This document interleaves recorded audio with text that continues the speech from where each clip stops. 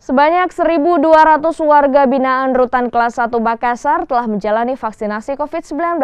Capaian vaksin di Lapas Makassar pun mencapai 75%.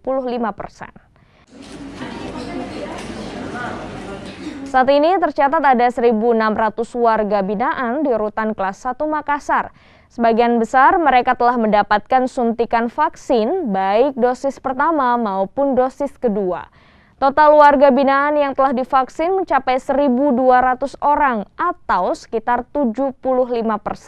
Selain vaksin, Rutan Makassar juga kini mengupayakan penerapan protokol kesehatan agar kasus COVID-19 bisa diminimalisir pada para tahanan.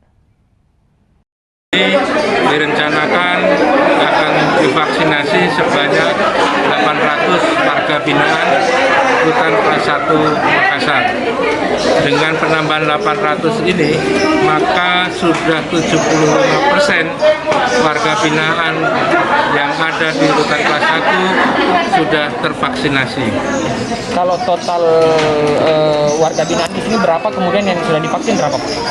Hari ini isi itu 1.600 dan yang sudah tervaksinasi 1.300-an.